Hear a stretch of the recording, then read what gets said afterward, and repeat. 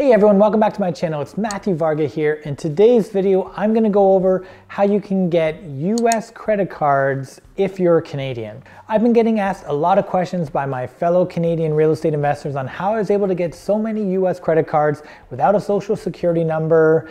Now, the good news is that it's pretty easy to get US credit cards as a Canadian as long as you know how to hack the system. If you're new to this channel is all about teaching you how to gain financial independence and retire early through saving money, making money, and investing money. Whether you're looking to do this through index fund investing or an Airbnb business or your traditional buy and hold real estate, we've used all these different strategies over the last few years to help us retire in our 30s. So if you're looking to gain financial freedom and retire early, make sure you subscribe to this channel so you don't miss out on future videos. And also follow me on Instagram and TikTok where I post more daily updates about our investments and our financial journey. Now, some of you might be asking, why do I need a US credit card as a Canadian? Well, first off, if you're looking to buy properties in the US, it does help to have a US credit history. And a lot of Canadian investors are starting to realize that the returns that you get in Canada just aren't what they used to be anymore.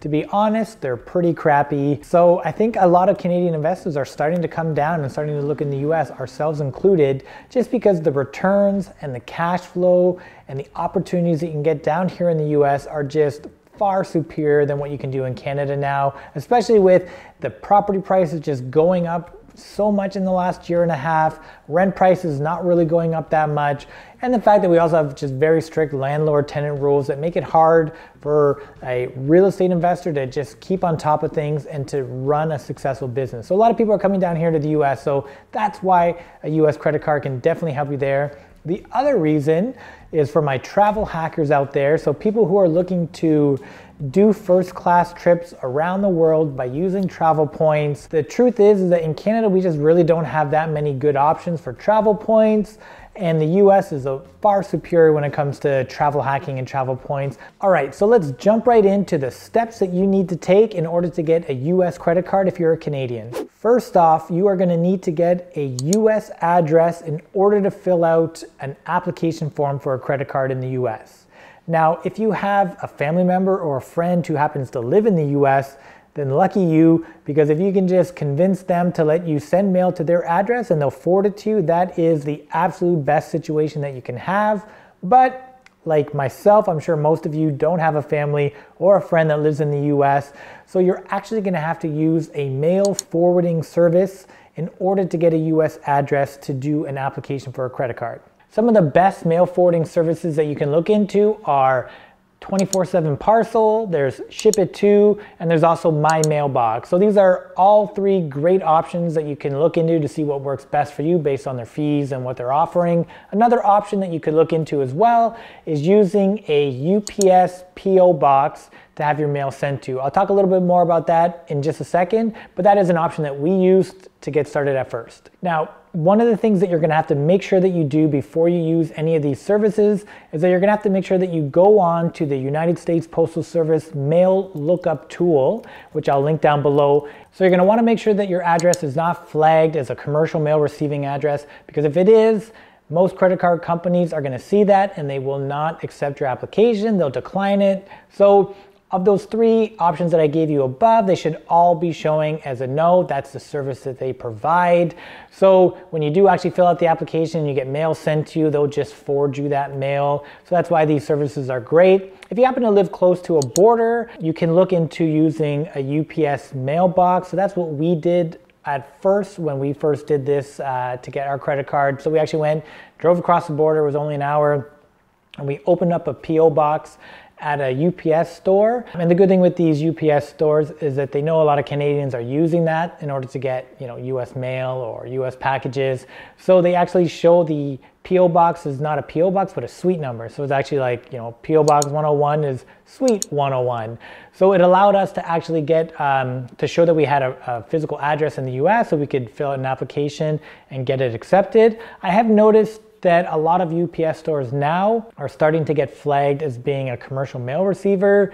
So if you are gonna go this route, you might wanna just actually make sure that the location that you're going to is not flagged, so that way you can actually use this strategy. If not, or if you don't live close to a border, then definitely just use one of these mail forwarding services. That way you can get your mail sent there and they'll either scan it and email it to you, or if it's a physical card like we're going for here, they'll just forward it to your address in Canada. So next up, you're gonna need to actually open up a US bank account so that you can pay off this US credit card as you use it. This step is actually really easy, especially now that a lot of Canadian banks have purchased US banks, so they actually have subsidiaries and locations in the US. So all you need to do if you have an account with Royal Bank or TD Bank or Bank of Montreal is you just have to get in touch with their cross-border banking team, and you can actually very easily get an account set up with one of their US branches, and everything's just done through email, and some of the mail they have to forward to you, but you can easily set up a US bank account. So for example, we have an account with TD in Canada, and we also have an account with TD in the US. So the cool thing is that if you do online banking, like I think everyone does nowadays, you can just very easily toggle between like the Canadian and the US one back and forth so you can see what's going on.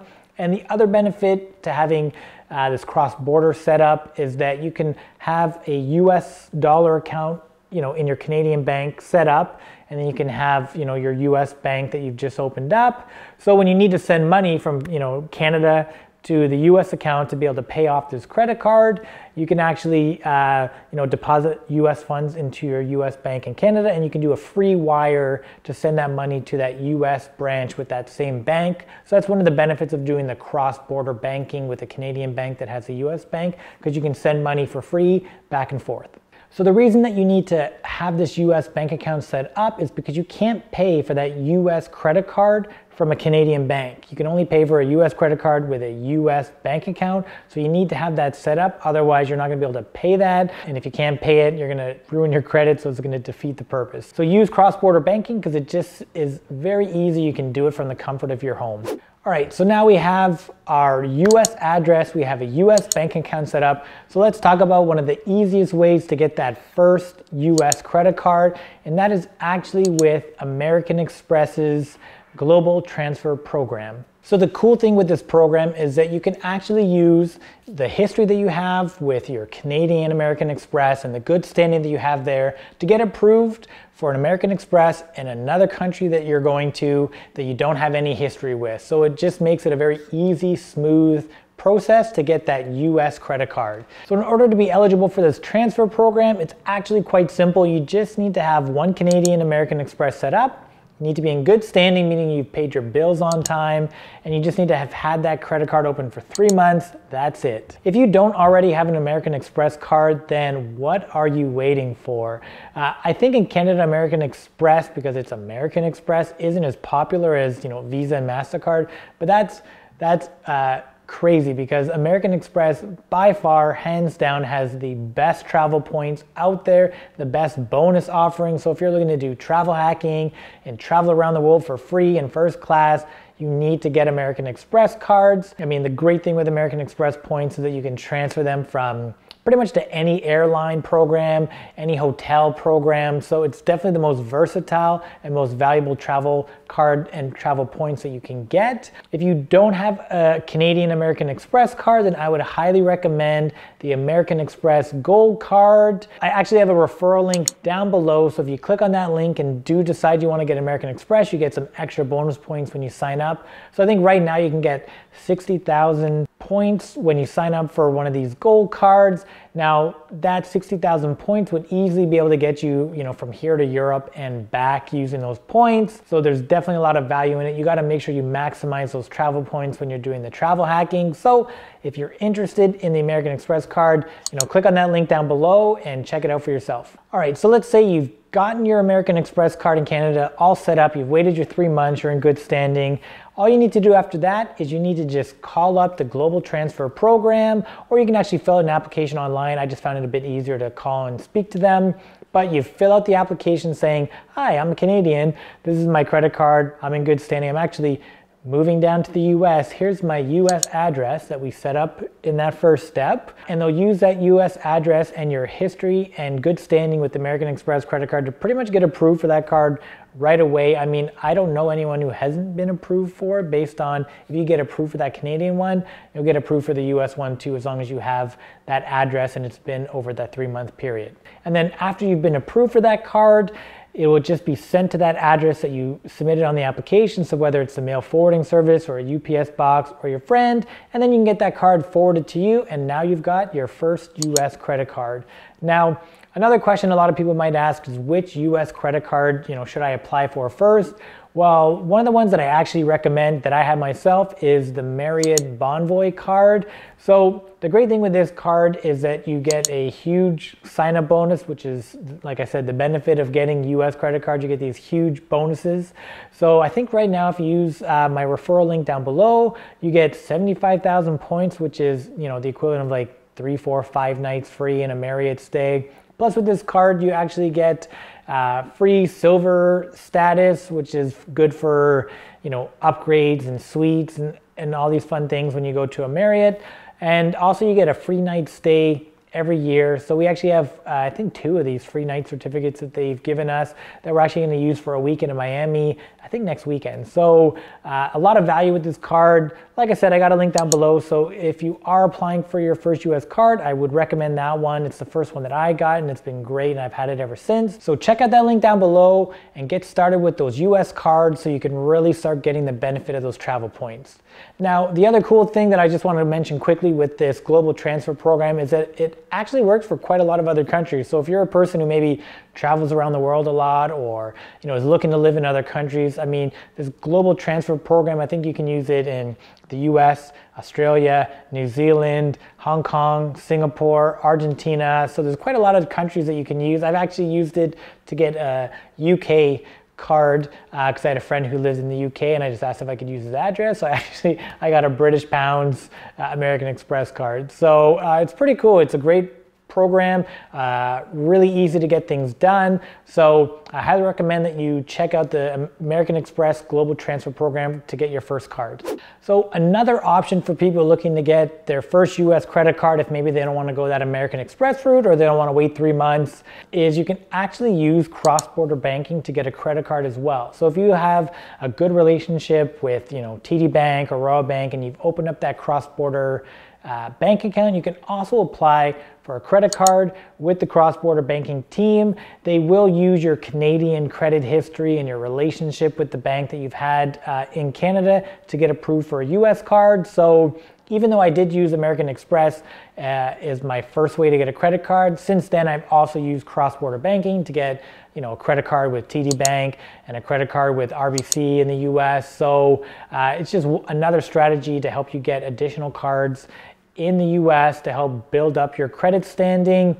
I do find that those bank credit cards, like, you don't really get much in the way of travel points. Some of them have cash back, which can be useful. I mean, there are certain companies in the US still that don't take American Express, very few, but there are some. So having a Visa card might allow you to make that purchase in the US with a Visa card as well. So using the cross-border banking is another option to quite easily get that US credit card. I found them to be a little bit less caring of the address that you use in the US, but things might have changed. It's been a few years since I got it and I haven't really looked into it more in depth, but it's definitely quite easy to get a card using that cross-border banking, especially if you have a good credit history in Canada and you have good standing with one of those banks. So the final step that you need to take now that you've got your US credit cards open is really just paying your bills on time, slowly building up that credit history in the US. As you continue to build your credit history in the US, you'll start to find you're gonna get offers for different cards. You might start getting offers for Chase cards, which also has really good travel points. And then after about 3 to 6 months with that American Express in the US, you'll start getting offers for additional cards, pre-approved. You'll get Platinum card and this. I do find that in the US, they're pretty free-flowing with the credit cards. So another great thing if you are a travel hacker is that if you are using that American Express transfer program to get cards, you can also get, personal cards. But if you have a small business, you can also do this to get small business cards in the US. So if you're getting, travel bonuses personally in Canada and travel bonuses in the US personally, and then for your small business, you can really see how you can kind of compound and get these travel points just racking up by getting, by being smart and getting these cards and not taking advantage of them, but you can really start to see how you can build up these travel points. So this is one of the ways that we were actually able to build up over 1.5 million travel points in just a few years. So to put it into perspective, 1.5 million travel points is pretty much enough for a family of 4 to travel around the world in first class flights, first class hotels, and that was our goal when we first started travel hacking and getting credit cards in the US. Was I really wanted to be able to build up these points to be able to do this around the world trip in first class. I was inspired by some travel hackers that I follow on social media, and I was like, oh wow, once I hit 1 million points, I can travel around the world in first class. And I mean, it's like the equivalent of $100,000 worth of flights. It's pretty crazy what you can do with the right travel points when you know what you're doing. If you guys want to see a video about how I was able to build up 1.5 million travel points in such a short period and how I'm going to use those points to travel around the world in first class, then leave a comment down below and let me know, and I'll be sure to film that video for you guys. Make sure you give this video a big thumbs up, subscribe if you're not already subscribed so you don't miss out on future videos, and leave any comments down below if you have questions about how to get a credit card in the US or if you're stuck on anything, and I'll be sure to help you out down there. Thanks again for watching, guys, and I'll see you next week.